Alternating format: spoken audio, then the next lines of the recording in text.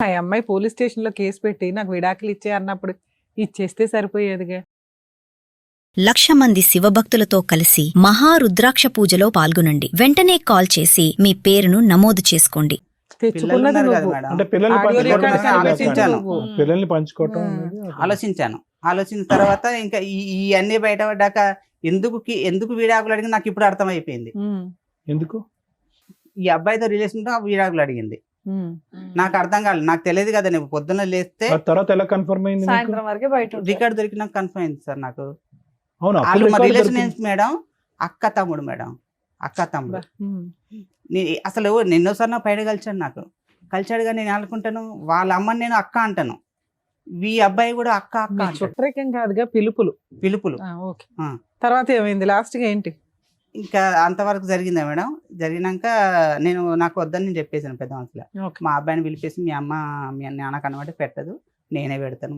మా డాడీకి అన్నం పెట్టదు, టీవీ పెట్టదు, నేనే చేస్తానని నేను మా అబ్బాయి పెద్ద మనసు చెప్పేశాడు.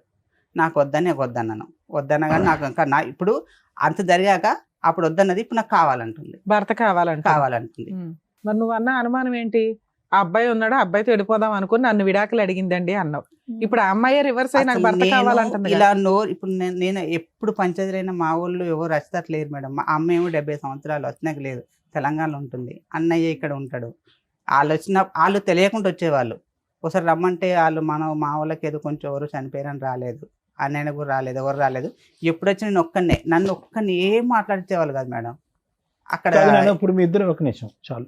ఇద్దరు కలిసి ఉన్నారా, విడిపోయారా ప్రస్తుతం? లేదు, విడిపోయి ఉన్నాం మేడం. పిల్లలు ఎక్కడ ఉన్నారు? పిల్లలు మా వాళ్ళ దగ్గర, మా భార్య దగ్గర. ఎంతకాలం బట్టి విడిపోయి ఉన్నారు మీరు? నేను 9 నెలల నుంచి బయటకు ఆ వచ్చేసి అమ్మాయి ఎక్కడ ఉంది? అక్కడే గౌరీపట్నంలోనే ఉంటుంది మేడం. మీరు ఎక్కడ ఉన్నారు ప్రెసెంట్? నేను గౌరీపట్నంలోనే ఉన్నాను. విడిపోయి వేరే నేను ఇల్లు తీసుకొని కంపెనీ ఉన్నావా? రూమ్ లో నేనున్నాను. తన టార్చర్ భరించలేక రోజు లేచిందంటే నాకు ఇంకా పిచ్చెక్కేది. మరి 9 months నుంచి ఆ అమ్మాయికి రెంట్ ఇవన్నీ ఎవరు కడుతున్నారు? Rent ఇంటి పిల్లల సరుకులు ఫీజు నేను కట్టుకుంటున్నా. రెంట్ కూడా కడుతున్నా. Rent కట్టట్లేదు madam. ఇది ఒక చిన్నది. మాకు ఒక మేడం ఉంది, మా ఫ్యాక్టరీలో మేడం గారు ఇద్దరికి నచ్చ చెప్పేసి, అమ్మ మీకు ఇద్దరికి గొడవలు వస్తున్నాయి, నీకు దగ్గర అసలు ఉండనంటున్నాడు సంతు, పిల్లలకు దూరం కాకండి, సంతు నా దగ్గర ఉంటాడు, నువ్వు అక్కడ ఉండు, నీకు నెలకు 6,000 ఇప్పిస్తాను, పిల్లల ఫీజులు కట్టుకుంటాడు, పిల్లలు నీ దగ్గరికి వస్తారు, ఇద్దరికి డాడీ కావాలి అమ్మ కావాలి అని చెప్పేసి మేడం ఇక్కడ ఆవిడ లైఫ్ ఆవిడ, నీ లైఫ్ నువ్వు ఒక ఫారెన్ కల్చర్ లాగా చక్కగా విజిటేషన్ రైట్స్ పెట్టుకున్నారు, పిల్లల బాధ్యత మెయింటెనెన్స్ ఇస్తున్నావు. ఓకే, బానే ఉందిగా. 6,000 ఇస్తానన్నాను మేడం. ఇస్తానంటే 2 నెలలు ఇచ్చేసాను మేడం. ఫస్ట్ ఒక నెల ఇచ్చేసాను, 2వ నెల మా మేడం గారికి ఇచ్చేసాను. జీతం వచ్చినాక మేడం 6,000 ఇచ్చేసేయి, ఇదే కిరాణం తెచ్చుకుంటారు కదా అంటే, ఆ 6,000 టేబుల్ పైన వదిలేసి వెళ్ళిపోయింది. నాకు అవసరం లేదు, కట్టుకోమను, కిరాణము అన్ని కట్టుకోమను, నాకు అవసరం లేదు అన్నది. అదేంటమ్మా 6,000 ఇస్తానంటే నువ్వు ఒప్పేసుకున్నావు, మళ్ళీ ఇప్పుడు వద్దంటే తన ఏం చేస్తాడు, పిల్లల ఫీజులు. ఎంత శాలరీ వస్తుంది? నాకు నా శాలరీ అంటే 30 డేస్ చేస్తే 25 వస్తుంది మేడం. ఓకే. మనకి సండలు గిండలు ఏమి ఉండవు, మన కూలి లెక్కనే. ఇంకా ఇప్పుడు అనవసరంగా 2 అద్దెలు అవుతున్నాయి కదా, ఇప్పుడు 2 రెంట్స్ అవుతున్నాయి కదా. మీ రెంట్ ఒకటి, ఆ అమ్మాయి ఇప్పుడు rent. quarters అండి. ఫ్యాక్టరీ రూమ్ లో Factory room నాకు లో. రెంట్ ఏమి ఉండదు. మేడం గారు ఫ్యాక్టరీ రూమ్ అరేంజ్ చేస్తే నాకు అక్కడే ఉండు అని, నాకు రెంట్ ఏమి ఉండదు. అయితే అలా కూడా తీసుకోలేదు. నాకు వద్దంటే సరే 6,000 సరిపోతే 7,000 ఇయ్యమ్మా అన్నది. 7,000 కూడా ఇచ్చేసారు. సరే, 9 నెలల నుంచి దూరంగా ఉంటున్నారు, ఇప్పుడు ఏంటి? ఇప్పుడు నాకు సమస్య ఏంటో చెప్పండి. డైవర్స్ కావాలి మేడం. అవును, మీకు ఆల్రెడీ ఫ్యాక్టరీ ఓనర్ ఉన్నారు, పోలీస్ స్టేషన్ కో లాయర్ ని పెట్టుకుంటేనే అయిపోద్ది కదా లేదు సెటిల్మెంట్. మేడం, వాళ్ళు లాయర్ని పెట్టేస్తే ఎలా అంటే, ఇప్పుడు మా అన్నయ్యకు అసలు మా పెళ్ళైన సంది మా అన్నయ్యకు మాకు ఏ రిలేషన్ లేదు. మేము తాడేపల్లిగూడెంలో పెళ్లి చేసుకున్నాము, సొంత పెళ్ళైన అన్నయ్యనా? సంది సంవత్సరం వేరే పెట్టుకున్నాం. ఏమంటే నాకు డైవర్స్ కావాలంటే కథ మీకు కేసు పెడతాను అంటుంది. మా అన్నయ్య వినా, వాళ్ళిద్దరు వినా, మా అమ్మ వినా. సో ఆ అమ్మాయికి డే 1 నుంచి నీకు డైవర్స్ ఇచ్చే ఉద్దేశం లేదు, నువ్వు మారాలి, ఆ ఫోన్లు ఆపాలి అని అనుకుంది. నీకు ఈ లోపు ఏవో రికార్డ్స్ దొరికినాయి అన్నావు, ఏదో ఒకసారి మాకు వినిపించండి. కాదు, మీరు ఆ ఫ్రెండ్ తో ఇంకా మాడుతున్నారా లేదు మేడం, లేదా అప్పుడే కట్ అయిపోయింది. ఏంటి సార్ ఈ అబ్బాయి పరిస్థితి? మీరు ఎప్పుడైనా వాళ్ళ ఇంటికి వెళ్ళారా? అమ్మాయి భోజనాలు ఏమైనా పెట్టేదా? మీ అమ్మ నాన్న గానీ ఎవరైనా ఇంటికి వెళ్ళారా? వెళ్ళలే మేడం, మా ఎలాంటిలో వాళ్ళ ఏది ఇన్ని సంవత్సరాల్లో? 2012లో పెళ్ళి అయింది. వెళ్ళలే. అసలు వీళ్ళు పెళ్లి ఏ పరిస్థితి? ఊర్లో దీపావళికి సంక్రాంతికి అట్లా ఊర్లోకి వస్తాం కదా, ఊర్లో కలుస్తారు, ఊర్లో మంచిగా ఉంటారు. ఇదే సార్ ఆ ఉన్న పండగ రోజుల్లో మాట్లాడుకుంటారు. పండుగ ఉంటారు. రోజుల్లో మంచిగా ఉంటారు. ఆ. అక్కడ గొడవలు మాకు కూడా వీడేం చేస్తున్నా అంటే లవ్ మ్యారేజ్ చేసుకున్నారు కదా, నా రిలేషన్ పైన సార్. ఎందుకు ఇదా? ఇన్వాల్వ్ ఆ, చేయాలి పైన. వాళ్ళని ఎందుకు ఇబ్బంది పెట్టాలి అని మమ్మల్ని ఇన్వాల్వ్ చేయడు. ఈయన ఎప్పుడు వస్తారు? ఫోన్ చేస్తాడు, ఫోన్ చేసి అడుగుతున్నా పైకి పెట్టండి. ఎప్పుడు వస్తావని. పిల్లలు లోపల బయట ఉన్నారు. అలా ఆడుకుంటున్నారు. మరి స్నానం కూడా అయిపోయిందా? లేకపోతే షర్ట్ ఒకటి మార్చి. ఈ స్నానాలు చేయలే? ఏ మీ అత్తలు నీళ్ళైపోతే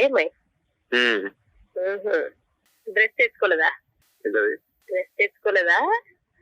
నీళ్ళు అయిపోతాయి. మరి స్నానం చేయలే ఇంకే టైం అని నవ్వుతాడు. నవ్వెందుకు? బయట ఇద్దరు లేడీస్ షాప్ దగ్గర కూర్చున్నారు, ఉన్నా వెళ్ళిపోయారా? ఏం మరి ఎంత వయసు ఉంటుంది వీడికి? కూర్చున్నారైతే ఒక ఆవిడ 35 కొంచెం దాకా ఉంటుంది సార్. దాని వాడికి? మాస్క్ teenager అన్నా? ఎట్టుకుంది 25 ఎవరా ఏంటని అక్కడ కిరణ్ షాప్ దగ్గర. సరే ఈ అమ్మాయికి ఎంత ఉంటాయి వయసు? 35 ఉంటుంది సార్. కొద్దిగా దీన్ని- షాప్ అనుకుంటా ఇప్పుడు ఈ రామాయణం అంతా మనకి ఫాస్ట్ ఫార్వర్డ్ పెడదాం ఇది. చూసేదాన్ని బట్టి బయటకి వెళ్ళకుండా ఉంది. మరి ఏం చేయాలో తెలియదు.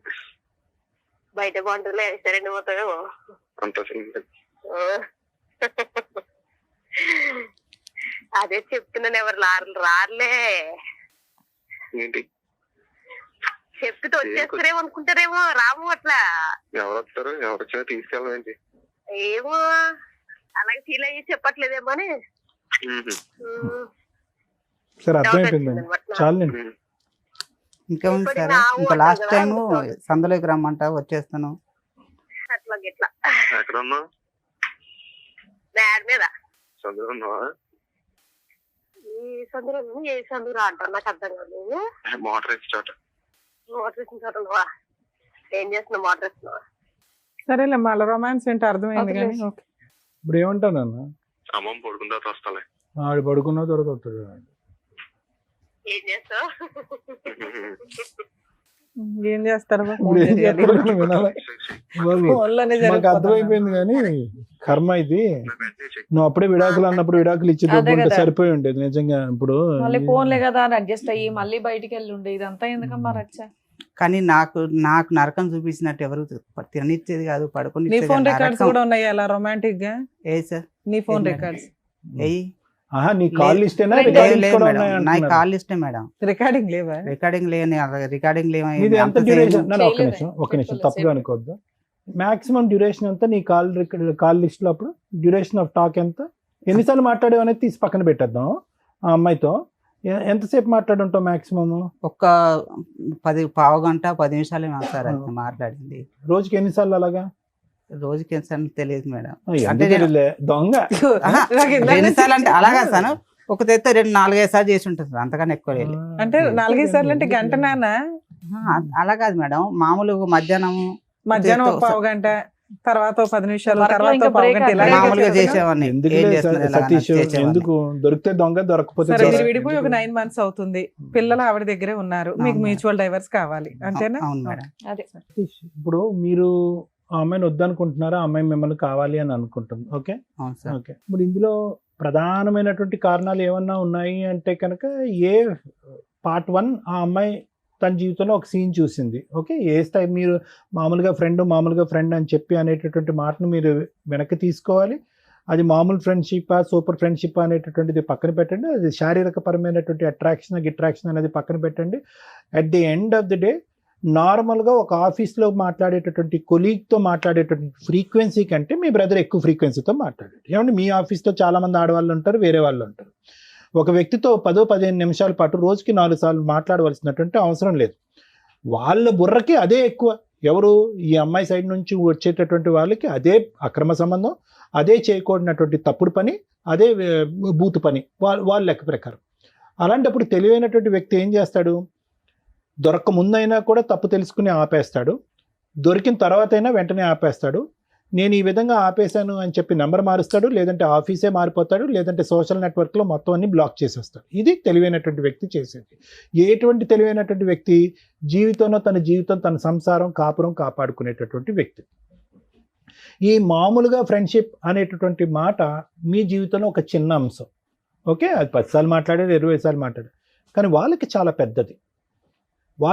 పెద్దది. అనుమానాస్పద ఆలోచనతో ఉండి యూజువల్గా ఏంటంటే ఇలా వేరే ఆడవాళ్ళ వైపు కన్నెత్తి చూసినా, వేరే ఆడవాళ్ళతో మాట్లాడినా కూడా అది చాలా భయంకరమైనటువంటి అంశం అన్నట్టుగా ఆలోచించి ఊహించుకునేటటువంటి కొంతమంది వ్యక్తులు ఉంటారు సమాజం. అలాంటి కేటగిరీలో మీ భార్య కూడా ఉంది. ఎప్పుడైతే ఈ అమ్మాయికి ఇటువంటి అనుమానం వచ్చిందో, ఆ అమ్మాయి ఈరోజు ఇక్కడ లేదు, మనం ఫోన్ చేస్తే కనుక అందుబాటులో లేదు కాబట్టి ఆ అమ్మాయి బహుశా ఏంటంటే ఒకసారో 2 సార్లు కాదు, చాలాసార్లు ఈ సంఘటన చూసుంటుంది. వాళ్ళ ఫ్యామిలీ మెంబర్స్తో చెప్పుంటుంది. వాళ్ళ ఫ్యామిలీ మెంబర్స్ కాస్త అమ్మాయి ఇలా కాదమ్మా, మన ఆధారంతో పాటు నిలదీస్తే కనుక అతను అంటాడని చెప్పి ఆధారాలతో పాటు వచ్చాడు. ఆధారాల్లో డ్యూరేషన్ ఆఫ్ కాల్ ఎంత ఉంది అనే దానికంటే ఫ్రీక్వెన్సీ ఆఫ్ కాల్ అనేటటువంటిది విపరీతంగా ఉంది. అది మామూలుగా ఇద్దరు ఆఫీస్లో పనిచేసేటటువంటి ఇద్దరు వ్యక్తుల్లా కాకుండానే అంత ఫ్రీక్వెంట్గా మాట్లాడవలసినటువంటి అవసరం కూడా లేదు. అది మామూలుగా ఫ్రెండ్షిప్ అవనియండి, నేను కాదనట్లేదు, అది మామూలుగా ఫ్రెండ్షిప్పే మీరు అన్నట్టుగానే. కానీ ఇంట్లో వాళ్ళకి నచ్చినప్పుడు, ఇంట్లో వాళ్ళు మీ వేలెత్తి చూపెడుతున్నప్పుడు, మీ ఇద్దరి యొక్క ఫ్రెండ్షిప్ని ఇంకో విధంగా వక్రీకరిస్తున్నప్పుడు దాన్ని అక్కడితోనే ఆపేసేటటువంటి బాధ్యత మీ నెత్తి మీద ఉంది. అది 1 సారి 2 సార్లు 3 సార్లు ఎన్ని సందర్భాల్లో అయినా కూడా మీరేం చేశారంటే ఫ్రీక్వెన్సీ తగ్గించారు, కానీ టోటల్గా అయితే మాత్రం బ్లాక్ చేయరు. బ్లాక్ చేయాలి. అది చూడండి, ఇప్పుడు ఎలా ఉంది అంటే సార్ మామూలుగా ఫ్రెండ్షిప్ అని సమర్థించుకోకండి. వాళ్ళ కాలంలో అదే పెద్ద ముళ్ళు, వాళ్ళకి బాగా దిగింది, అది వాళ్ళకి నొప్పి వేస్తున్నప్పుడు మీరేం చేయాలి? నాకు నొప్పిగా లేదు, దీనికి ఏదో ఇంకో ఎక్స్ప్లెనేషన్ కాదు. వాళ్ళ కాలంలో దిగినటువంటి ముళ్ళుని తీసేటటువంటి ప్రయత్నం చేయాలి. మీ భార్యకు ఒక నమ్మకం కలిగించాలి. ఈ అమ్మాయి మీదే కదా నీకు నమ్మకం, ఈ అమ్మాయితోనే మాట్లాడితే నీ ప్రాబ్లం కదా, నన్ను నిరూపించుకోవాలంటే నేను ఏం చేయాలి అనేటటువంటి అంశం ఆ అమ్మాయి ఎదురుగుంటే వేయాలి. మీరు అలా వేయకుండా అది స్లోగా అది ఒక పీటముడిలాగా మీ మెడ చుట్టూరు ఒక ఉరితాడులాగా చుట్టుకున్న తర్వాత మీరు రియలైజ్ అయ్యి ఆ అమ్మాయి దారి మీ దారి మీరు చూసుకున్నారు, కట్ ఆఫ్ చేశారు, వాట్ ఎవర్ ఇట్ ఈస్. ఇదే కానీ ఇప్పుడు వాళ్ళు వచ్చి మీద పడ్డారండి, 1కి 2 సార్లు నానా తిట్లు తిట్టారండి, మర్యాదగా కూడా మాట్లాడలేదండి, అల్లుడు గారు అనేటటువంటి గౌరవం లేదండి అంటే అసలు మనిషిగానే మీకు గౌరవం ఇవ్వలేదు వాళ్ళు పోలీస్ స్టేషన్లో కానీ ఇంకో చోట కానీ. అది ఒక బ్యాచ్ మాత్రం మీరు చూసారు. అమ్మ కూడా సార్ ఒక్క నిమిషం సతీష్ గారు, ఇంకా అయిపోయింది మీరు చెప్పేది, మేము చెప్పేది వినేసి కంక్లూడ్ చేద్దాం. వాళ్ళ అమ్మాయి ఇంకా అనవసరం. ఆ అమ్మాయికి మీరు చేసినటువంటి తప్పు ఏంటి అనేది నేను విడమర్చి చెప్తున్నాను. మీ దగ్గర నుంచి ఇది మొదలైపోయి ఉంటే కనుక ఆ అమ్మాయి దగ్గర నుంచి కూడా ఈ రికార్డింగ్ అనేటటువంటిది మొదలై ఉండదు అనేటటువంటిది నా అభిప్రాయం. ఇలా చేస్తే కనుక అలా చేయొచ్చా డాక్టర్ గారు అని మీరు అంటే కనుక అలా చేయటం తప్పి, ఇలా చేయటమే తప్పే. కానీ ఆ అమ్మాయికి ఉండేటటువంటి ఆ చిన్నపాటి బ్రెయిన్కి, ఉండేటటువంటి తెలివితేటలకి, ఉండేటటువంటి సామాజిక ఇంగితానికి ఆ అమ్మాయి ఆలోచించినటువంటిది ఏంటి? మా మొగుడు ఒకసారి దొరికినా మళ్ళీ చేశాడు, రెండోసారి దొరికినా మూడోసారి చేశాడు, ఫైనల్గా నేను ఎన్నిసార్లు అడుక్కున్నా 4 గుద్దులు గుద్దినా పోలీస్ స్టేషన్లో పంచాయతీ పెట్టినా కూడా ఆ అమ్మాయితో ఉండేటటువంటి కనెక్షన్ కట్ చేసుకోలేదు. కాబట్టి ఒక అబ్బాయితో నేను ఒక రొమాంటిక్గా మాట్లాడితే తప్పు ఏంటి అని మాట్లాడేటటువంటి పరిస్థితి అక్కడ కనిపించింది. ఇక్కడ జాగ్రత్తగా అర్థం చేసుకోండి. ఒకవేళ అటువైపు చూపెడితే కనుక 4 ఏళ్ళు మీ వైపు తిరిగి ఉన్నాయన్నది కూడా గుర్తుపెట్టుకోండి. సో ఆ విధంగా మీ కొనసాగితే కనుక నమ్మకం వచ్చేటటువంటి ప్రయత్నం చేయకపోయేటప్పటికి ఆ అమ్మాయి ఏమైందంటే కనుక ఇంకొకటి మీ అదృష్టం ఎక్కడంటే కనుక ఇది ఎప్పుడో ఇది తెగిపోయి ఉండేది, అతి భయంకరంగా తెగిపోయి ఉండేది మీ బంధం. ఎప్పుడు అంటే కనుక మీరు ఎవరైతే ఫోన్లో మాట్లాడుతున్నారో వాళ్ళు కూడా పంచాయతీ పెట్టుంటే కనుక, ఆ భర్త కూడా పంచాయతీ పెట్టుంటే కనుక పరిస్థితి ఇంకో విధంగా ఉండేది. ఇలా కూర్చుని ఇంత సానుకూలంగా మాట్లాడుకునే అవకాశం కూడా లేదు. ఎందుకంటే వాళ్ళ గుద్దులు వాళ్ళ తన్నులు ఇంకో రేంజ్లో ఉంటుంది. ఎందుకంటే వాడి పిల్లం ఇంకో మగాడితో మాట్లాడుతుంది, అతను కూడా కాలిపోతుంది. మామూలుగా ఫ్రెండ్షిప్ అనే ఇదే మాట మీరు అన్నట్టుగా ఆ అమ్మాయి అంటదా? మీరు ఏ అమ్మాయితో అయితే ఆఫీస్ కొలీగ్ అని మాట్లాడారో ఆ అమ్మాయి అదే మాట వాళ్ళ భర్తతో చెప్పగలదా? మామూలుగా ఫ్రెండ్షిప్ అండి 6 సార్లే మాట్లాడాను కదా 3 నిమిషాలు అవ్వదు. సో సమాజంలో ప్రత్యేకంగా కపుల్స్లో అవతల పార్ట్నర్ ఇది తప్పుగా చూసినప్పుడు అక్కడ బ్రేక్లు వేసి అక్కడ ఫుల్ స్టాప్ పెట్టి తప్పు సరిదిద్దుకోవాల్సినటువంటి బాధ్యత మీ నెత్తి మీద ఉంది. ఆ బాధ్యత మీరు తీసుకోలేదు, ఆ బాధ్యతను మీరు విస్మరించారు, తప్పును కంటిన్యూ చేశారు. తప్పు ఏ లెవెల్కి ఉంది అనేది నేను మాట్లాడట్లేదు. అవతల వ్యక్తికి నచ్చనప్పుడు, అది తెల్లగా ఉన్నటువంటి మచ్చ నల్లగా కనిపించినప్పుడు మీరు అక్కడ బ్రేక్స్ వేసేయాలి. అది వేయలేదు. ఆ అమ్మాయి అనుమానం కాస్త పెనుభూతం కింద మారింది. అది కాస్త ఎక్కడి వరకు వెళ్ళింది అంటే కనుక నా ఆలోచన మీ ఇద్దరి మధ్యన ఇంకా అక్కడితో తెగిపోయిందండి. ఇప్పుడు మీరు ప్రత్యేకంగా అమ్మాయి వంట సరిగా వండదండి, ఇల్లు సరిగా క్లీన్ చేయదండి, పుస్తకాలు సరిగా సర్దదండి, పిల్లలు జుట్టు సరిగా దువ్వదండి, ఇవన్నీ తర్వాత వచ్చేటటువంటి మాటలండి. నిజంగా అదే ఒక సమస్య అయితే కనుక 2012 నుంచి మేము ప్రేమించుకుని పెళ్లి చేసుకున్నప్పటి నుంచి నా భార్య యొక్క ప్రవర్తన బాగాలేదండి, బాధ్యతలు తీసుకోలేదని చెప్పి ఇక్కడ కూర్చుని మొదట దాంతో మొదలుపెట్టి ఉండేవారు. ఇవి తర్వాత మాట్లాడేటటువంటి అంశాలు కాదు. ఇవన్నీ మీరు ఎప్పుడు మాట్లాడుతున్నారు? క్లైమాక్స్లో లాస్ట్లోకి వచ్చేటప్పటికి ఏమండి ఇవన్నీ జరిగిపోయేటప్పటికి ఒక అబ్బాయితో అలా రొమాంటిక్గా మాట్లాడేటటువంటి నా భార్యని నేను స్వీకరించలేక శారీరకంగా ఆవిడని దూరం పెట్టానండి అని అన్నారు. తర్వాత ఏమన్నారు? దానికి ఆ అమ్మాయి ఏం చేసిందంటే ఇంటూ వంట పని గింట పని ఏమీ చేయలేదని అన్నారు. కాబట్టి నాకు చిరాకు వచ్చేసిందండి, ఆ అమ్మాయిని దూరం పెట్టాను అని అన్నారు. సో ఇక్కడ ఏమైందంటే ఇద్దరు తప్పులు చేశారు. మీరు ముందు చేశారు, ఆవిడ అమ్మాయి తర్వాత తప్పు చేసింది. ఏ స్థాయి వరకు చేసింది ఆ తప్పు అనేది ఆ ఆడియోలోనే మనకు అర్థం అవుతుంది. దాంతో మీరు మానసికంగా డ్యామేజ్ అయిపోయారు. ఎందుకు మానసికంగా డ్యామేజ్ అయ్యారంటే కనుక నాది కేవలం ఫ్రెండ్షిప్పే కదా, కేవలం ఫోన్ కాల్సే కదా, ఓన్లీ నాది కాల్ లిస్టే కదా, వీళ్ళదేంటి సందుల్లోకి గల్లీల్లోకి వెళ్తున్నారు అనేటటువంటి లెవెల్లోకి వెళ్ళిపోయింది ఇక్కడ సబ్జెక్టు. మనది ఆ లెవెల్ అయితే కనుక ఈ అమ్మాయి ఈ లెవెల్లో చూపెడుతుంది ఏంటి అంటే ఈ అమ్మాయి పతివ్రత కాదనమాట అనేటటువంటి ఆలోచనలోకి వెళ్ళిపోయి మీరు మానసికంగా విరిగిపోయి ఈ బంధం వద్దు అని అనుకున్నారు. అంతకుముందు మీరు ఏమనుకున్నారు, ఆ అమ్మాయి ఏమంది, విడాకులు ఇచ్చేసే అన్నప్పుడు మీరు పిల్లలు ఎక్కడ విడిపోతారు అనేటటువంటి ఆలోచన, ఇంకో దృష్ట్యా వద్దు విడాకులు అన్నారు. ఇప్పుడు మీరు మానసికంగా పూర్తిగా విరిగిపోయారు. ఆ అమ్మాయి ఆలోచన శైలి ఏంటంటే కనుక అరే అతను తప్పు చేశాడు, నేను తప్పు చేశాను. ఇప్పుడు ఆ అమ్మాయి ఫస్ట్లో మీరున్నటువంటి లెవెల్లోకి ఆ అమ్మాయి ఇప్పుడు వచ్చింది. ఏంటి, అతను తప్పు చేశారు, ఇప్పుడు తప్పు చేశారు, ఇప్పుడు విడాకులు తీసుకుని పిల్లల్ని ఇబ్బంది పెట్టడం ఎందుకు, తప్పు చెల్లు అయిపోయింది కాబట్టి కలిసి ప్రయాణం చేద్దామని అమ్మాయి అంటుంది. తప్పే ఉంది ఇందులో. వినండి ఒకటి వినండి. ఇప్పుడు అన్లెస్ అండ్ అంటిల్ మీకు ఏదైనా దూసరా ఎజెండా ఉంటే కనుక నేనేం చెప్పలేను. కానీ ఇప్పుడు ఆ అమ్మాయి తప్పు చేసింది, ఇప్పుడు కూడా ఆ అబ్బాయితో తప్పు చేస్తున్నట్టు మీరు భావిస్తున్నారా? లేదు కదా, ఆ ఆలోచన అయితే లేదు కదా. అమ్మాయికి ఉందని అనుకుంటున్నారా? ఏమో మీకు తెలియదు అని అనుకుంటున్నారు. సరే ఓకే, ఆ అమ్మాయి ఇప్పుడు మీరేమైనా తప్పు చేస్తున్నారా? మీరు ఆ పాత అమ్మాయితో ఏమైనా ఫోన్ కాంటాక్ట్ అది ఏమైనా పెట్టుకుంటున్నారా? లేదు. ఎందుకు ఈ బంధం? ఇప్పుడు వాళ్ళ కుటుంబ సభ్యుల తరపున నేను మాట్లాడుతున్నాను. ఎవరైతే కనుక వాళ్ళు వచ్చి మీద పడ్డారో, కొట్టారో, తిట్టారో, అవమానించారు, ఎందుకు ఇప్పుడు మీరిద్దరు కలిసి ఎందుకు ప్రయాణం చేయకూడదు? మీరు తినవలసినటువంటి తిట్లు మీరు తిన్నారు. ఆ అమ్మాయి చేసినటువంటి తప్పుల వల్ల ఆ అమ్మాయి తిట్లు తింది, పెద్దల సమక్షంలో తలదించుకునేటటువంటి పరిస్థితి వచ్చింది. ఆ పెద్ద ఎవరు వచ్చి ఎవండి మీరిద్దరు దూరంగా ఉండండి, మీ మనసులు చల్లారిన తర్వాత కావాలంటే దగ్గరకు వద్దురుగానని చెప్పి మిమ్మల్ని దూరం పెట్టింది. ఎందుకు కలవకూడదు ఈ ప్రయాణం? లేదు, ఇంకా అంత ఇబ్బంది పెట్టాక నన్ను రోజు అంత ఇబ్బంది పెట్టాక అంత ఇబ్బంది వరకు తీసుకెళ్ళినటువంటి మహా వ్యక్తి ఎవరు? సతీష్ గారు కాదా? ఇందులో సతీష్ గారి పాత్ర లేదా? ఇందులో సతీష్ గారి పాత్ర కూడా ఉంది. నేను మళ్ళీ ఇది జరిగినాక కూడా నేను కలిసి ఉందామన్నా కూడా మళ్ళీ అదే సిచ్యువేషన్కి వచ్చేది. ఏం సిచ్యువేషన్కి వచ్చింది? ఇదే మళ్ళీ ఇంట్లోకి వచ్చినాక సరిగ్గా ఉండేది కాదు. ఏమండి పెద్ద గీత ముందు చిన్న గీత గురించి పెద్ద గీత గురించి ముందు మీరు పెద్ద గీత ఏంటంటే మీకు ఆ అమ్మాయి మీద నమ్మకం పోయింది, నా భార్య కరెక్ట్ గా లేదన్నట్టుగా మీకు అనిపించింది. దాని ముందు ఇప్పుడు ఇంట్లోకి వచ్చిన తర్వాత గిన్నెలు కడగట్లేదు, వంట చేయట్లేదు అనేటటువంటి అంశాలు తీసి పక్కన పెట్టేసేయండి. ఆ అమ్మాయి చేసినటువంటి ఆ పెద్ద తప్పుని ఈ రోజు మనస్ఫూర్తిగా మీరు క్షమిస్తున్నారా లేదా అన్నది ఒకటి చెప్పండి నాకు.